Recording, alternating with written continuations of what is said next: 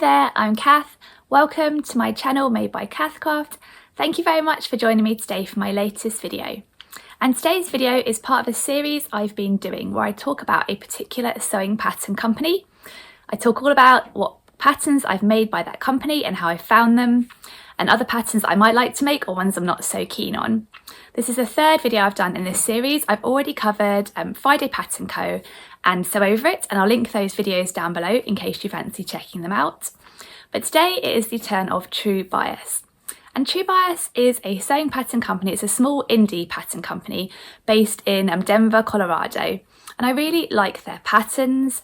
They describe their patterns as modern wearable patterns, and I do find they are very wearable. And there are a couple of patterns I have made quite a few times and do wear a lot, which I will cover. So True Bias is run by a lady called Kelly, and I had a little read on the True Bias website to find out about how the business came to start, and I thought it was quite interesting. So Kelly started off sewing when she was a stay-at-home mum to two small children, and she was looking for a little bit of identity for herself outside of being a mum. So she started sewing and also writing a sewing blog. And that resonates with me because I also started sewing when my children were small and I was looking for something that was just for myself and a bit of a challenge. So anyway, Kelly went on a few years later to attend a pattern cutting program in New York. And out of that, the True Bias business was born, and she went on to release the first True Bias pattern, which was the Hudson Pants. And now, these days, True Bias has a whole range of patterns from dresses, tops, bottoms, skirts, also some children's wear and men's wear too. And for the women's wear, there's a really inclusive size range on most of the patterns. There are 2 size bands available on all of the new patterns, which is a size 0 to 18 and a size 14 to 30 or 32 on the very latest pattern releases. And I find True Bias patterns really simple and stylish and very wearable too, so I really like the patterns and I like their instructions too. So I'm going to talk in this video about the True Bias patterns I've made and how I found them and how much wear I get out of them. I'm also going to talk about a couple of patterns I've got my eye on that I quite like to make going forwards. And I'm going to mention a couple of True Bias patterns that probably aren't for me and why they aren't for me. So that's what this video is going to cover. So I'll start off with the first True Bias pattern I made.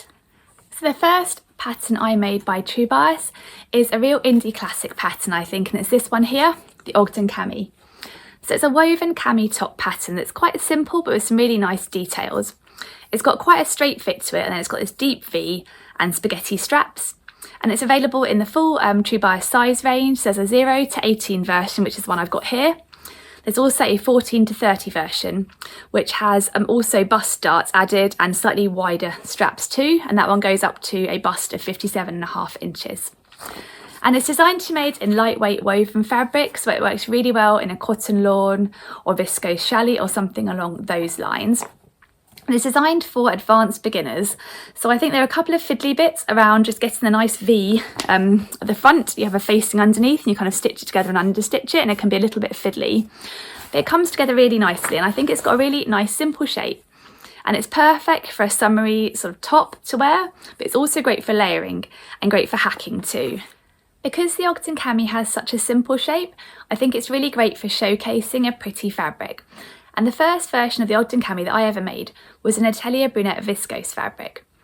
And I've been admiring the viscose fabric for a while, but it was quite pricey and I didn't want to spend too much money on it because I was fairly early in my sewing journey and I didn't want to risk spending too much and then spoiling the beautiful fabric. So I looked around for a pattern that didn't require too much fabric, and the Ogden Cami really fit the bill, and I thought it would make a really lovely summery top. So here is my first Ogden Cami top in the Atelier Brunette viscose fabric, which works really well to create quite a nice sort of loose sort of drapey effect on the Ogden Cami. And I really love this version. I still wear it now. It's perfect, nice and loose and relaxed for a summer's day. I might not have the neatest ever stitching around the V-neck on this version because it was my first version, but I still think it's perfectly wearable. And I made the size 0, which is designed for bust 32, waist 26 and hips 34. And I'm 32, 26, 36, but I find the top is loose enough around the hips that works for me, so I didn't need to grade out.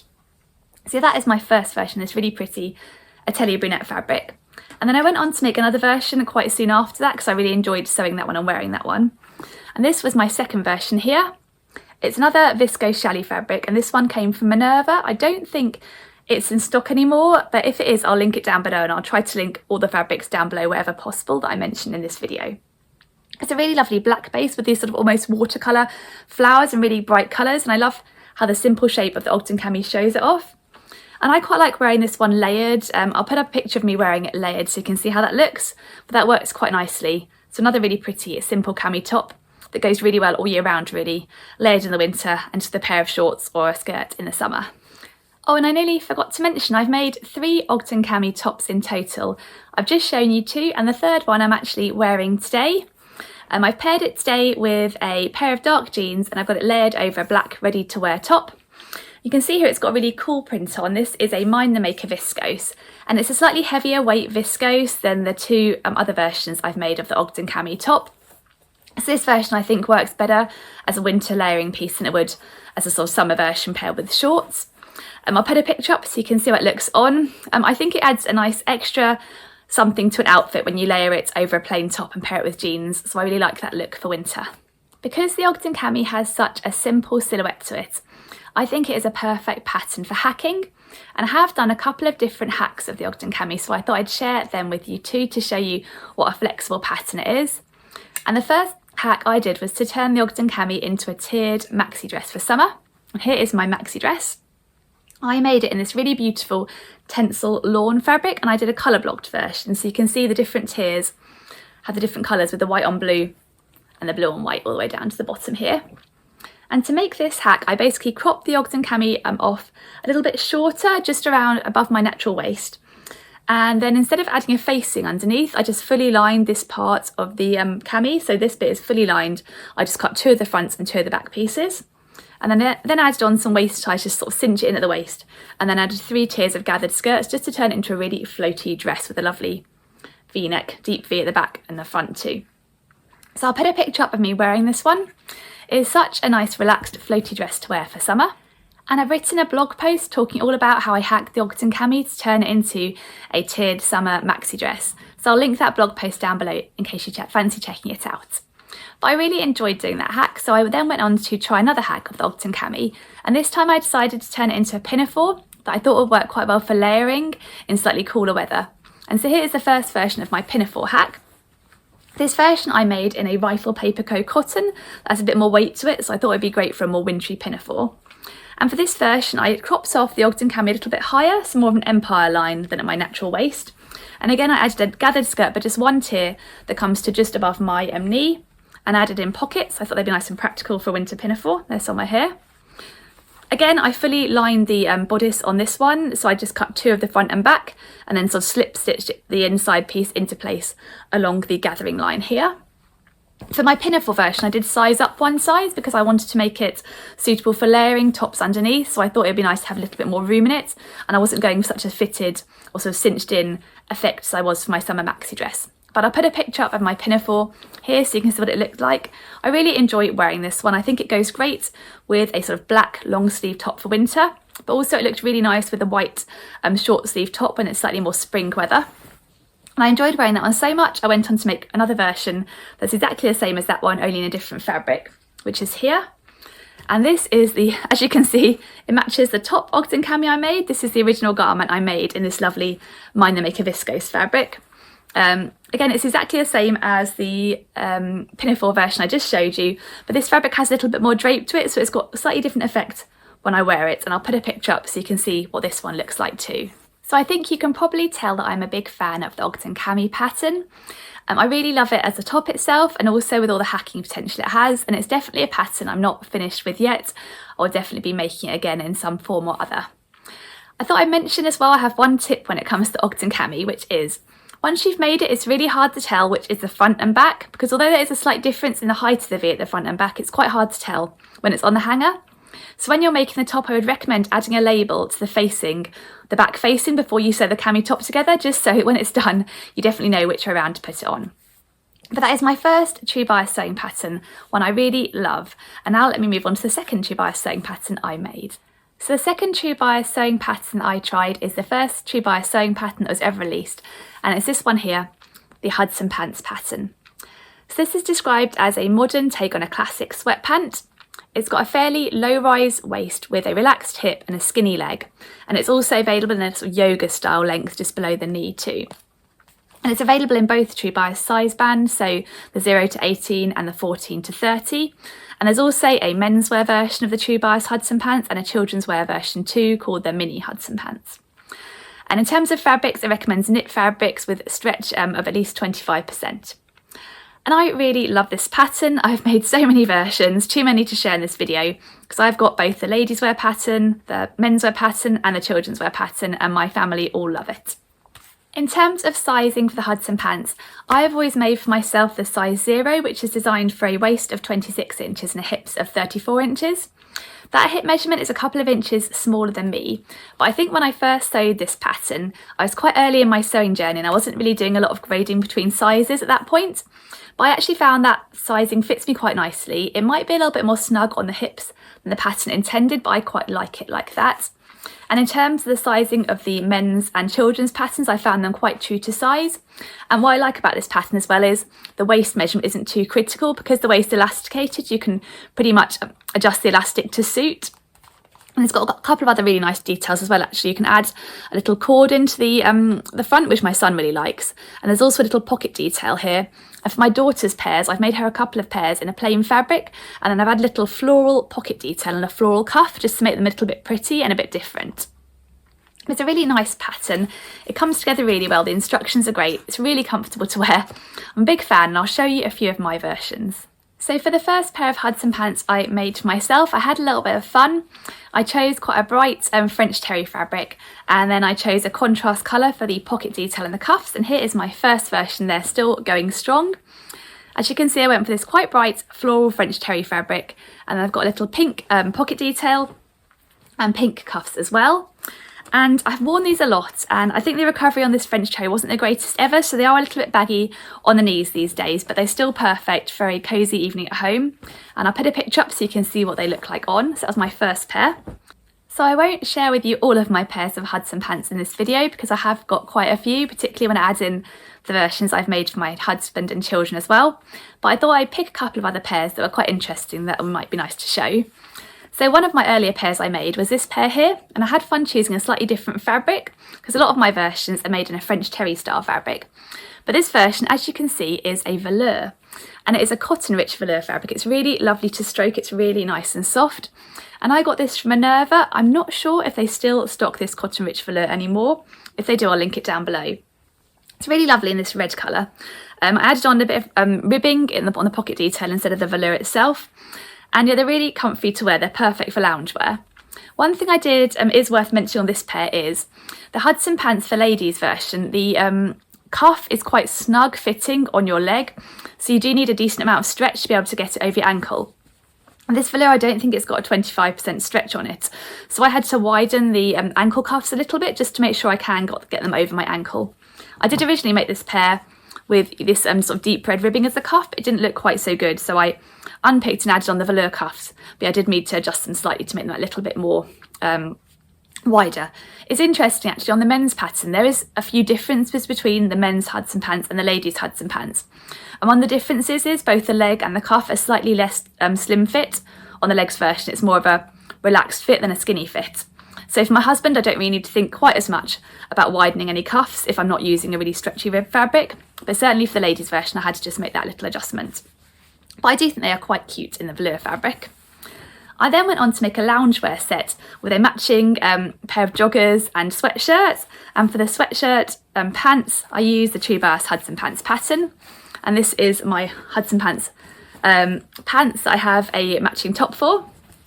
And then this really lovely leopard print French terry, and I've gone for a black pocket detail and a black cord and black cuffs, and they're really fun, I think. I love wearing those together with the matching top. I made a cropped Megan Nielsen Jarrah sweatshirt to go with these ones, and they're a lot of fun. I'll try and find a picture and put that up here.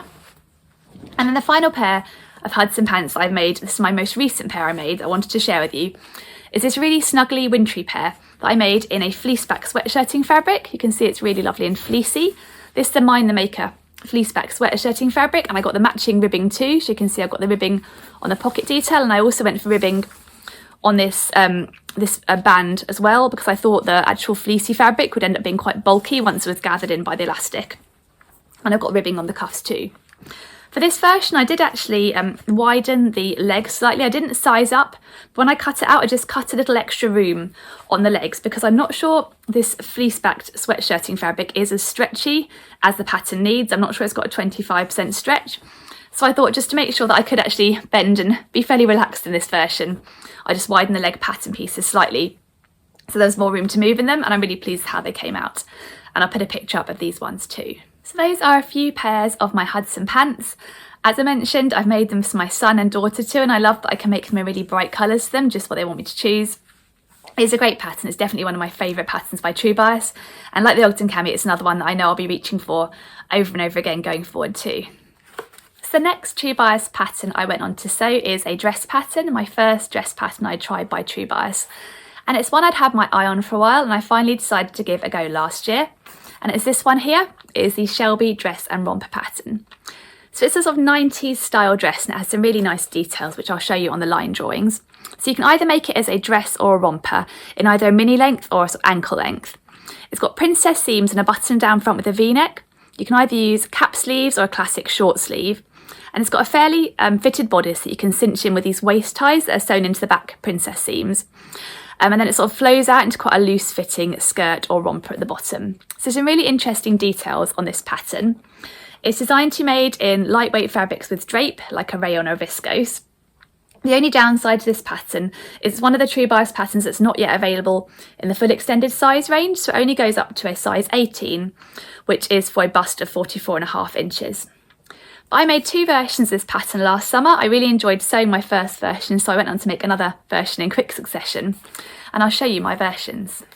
So the first version I made is in this really pretty viscose twill fabric, and this fabric came from an online fabric shop that's unfortunately closed down since, but I really love it. It's got this black base with this really pretty sort of pale pink colour on it and detail print.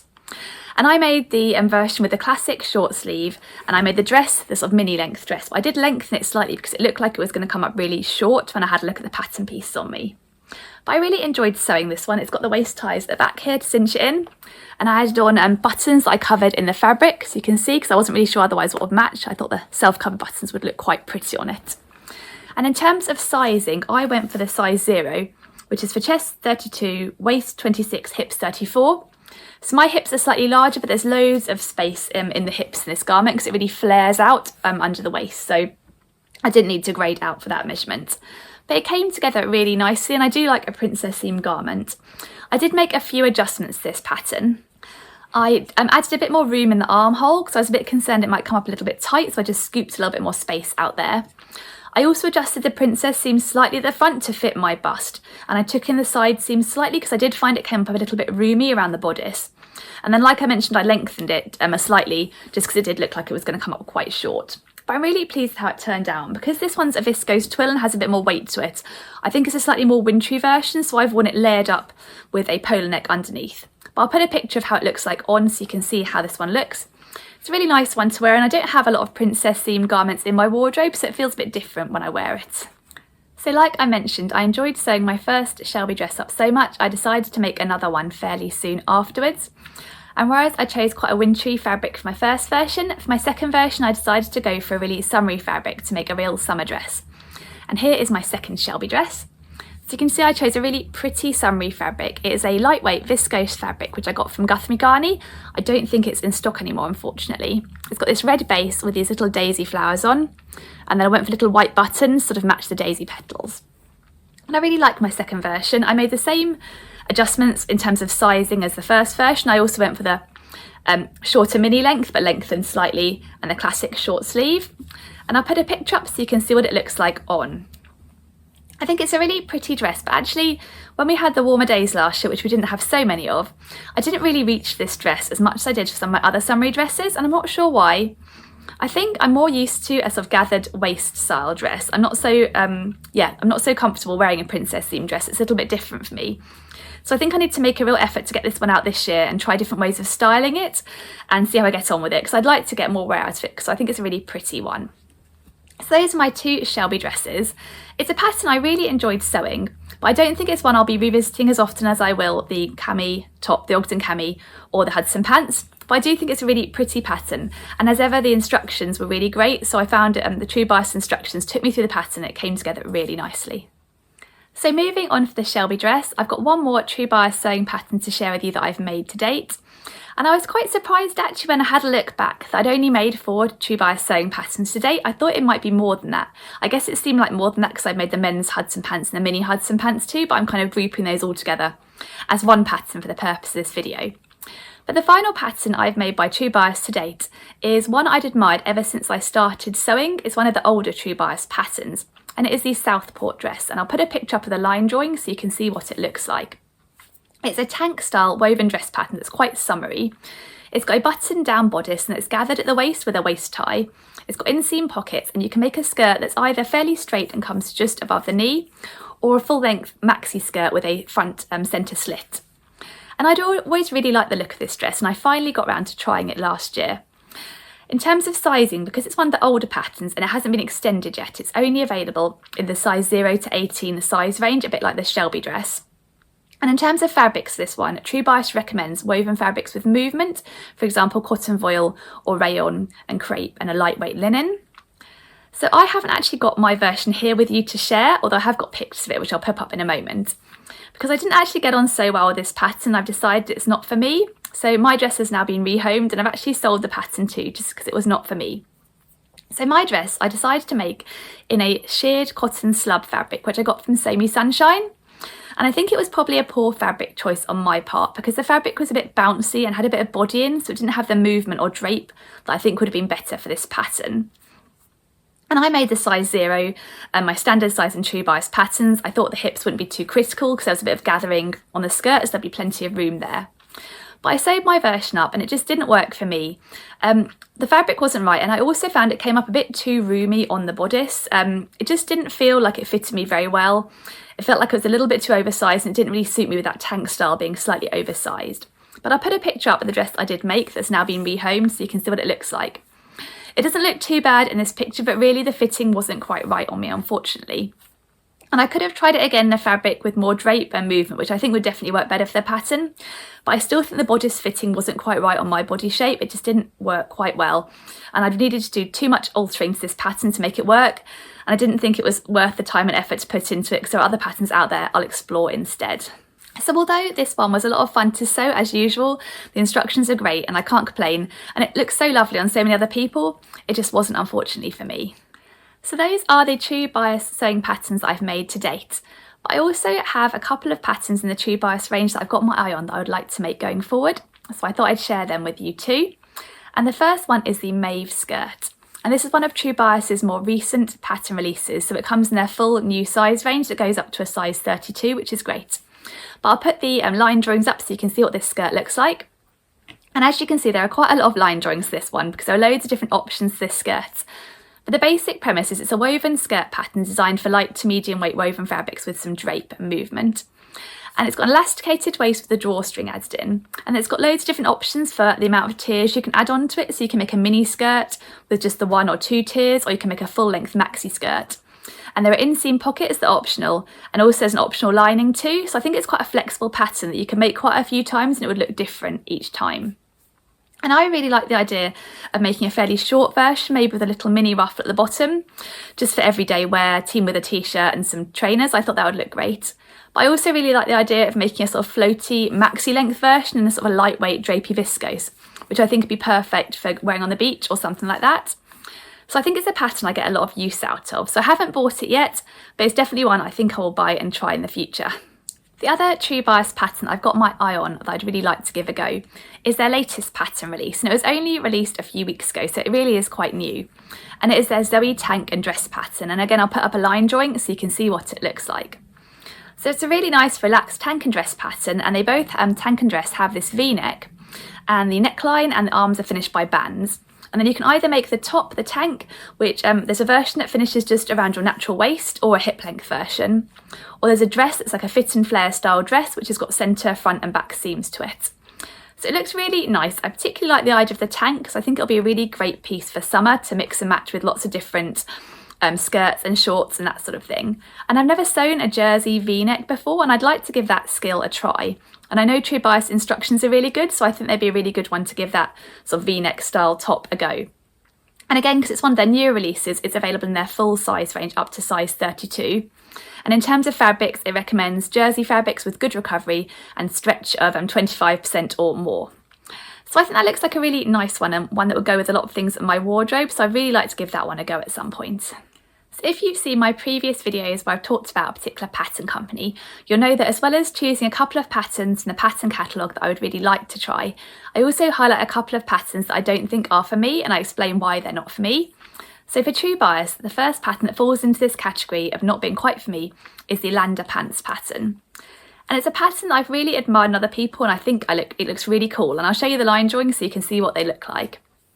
So it's a pants and shorts pattern with a fitted high waist and a button fly, and it's got a fairly fitted hip, and then it sort of moves into a sort of fairly straight fit short or trouser pattern. And it's got a lot of tailoring to it, and I've heard loads of good things about how nicely this pattern comes together, how great the fit is. It sounds like it's a really fun sew as well, but it's just not for me, and the reason is, firstly, in terms of the trousers, I'm really not a trousers girl. I do like my jeans, but other than that, I don't ever find myself reaching for trousers, so it's not something I would end up sewing because I just know it's not something I'd really wear. And then for the shorts version, I think they look really great, but for me they're a little bit too rigid and tailored and fitted, and I personally prefer my shorts to be a bit more relaxed and easy to wear for summer. So I think the Untitled Pants pattern, although it looks great and I've heard loads of good things about it, is one I'll just have to carry on admiring on other people because I don't think it is quite for me. And the other True Bias sewing pattern that I probably won't be getting anytime soon is the Nico top and dress pattern. And this is one of True Bias's older patterns, and I'll put the line drawings up so you can see what it looks like. It is a jersey top and dress pattern with a mock turtleneck neckline. It's quite fitted, and you can either make the top, which sort of finishes around your hip level, or you can make the ankle length dress, which has knee-high side slits. And you can either make a sleeveless version or a fitted sleeve version. And it comes in the extended True Bias size range, so it goes up to a size 30, so a really inclusive size range on this one. And I've had loads of good things about this pattern. It's a really popular one and it looks great. And the only reason why I probably won't be getting this is because I've got a really similar top already, which is the Freya top pattern by Tilly and the Buttons from the Tilly and the Buttons stretch book. And I've been really tempted in the past to get the Nico top and dress pattern and sew the Nico top just to compare it to the Freya top, because they're really similar in style. And I quite like to see how the fit differs between them, so I'd love to do that experiment. But I don't really feel I can justify getting this pattern because I do already have the Freya top, which I do find fits me fine, so I don't really need another very similar top pattern. And I don't think I probably would make the jersey dress pattern. I'd only just be getting it for the top to compare it and see if it came out any better. So I probably can't justify getting it, but it's one I've heard loads of great things about, and I'll definitely carry on, again like the Untitled Pants, admiring in other people. So that is a roundup of True Bias in terms of sewing patterns that I've made and how I found them, and sewing patterns I'd like to make going forwards and ones I probably won't be making going forwards too. And I've really enjoyed having a look through the True Bias catalogue and finding out a bit more about the company. And I know I really love the True Bias patterns and their instructions, and I find their patterns really wearable too. So it's definitely a pattern company I'll be keeping an eye on going forward and seeing what they release going forward too. Thank you so much for joining me for this video, and if you've enjoyed this video, I'd love it if you would give it a thumbs up. And if you're new to my channel, then thanks so much for watching, and if you would consider subscribing, I'd be very grateful, and if you press the bell icon too, that means you'll be notified when I bring up my future videos.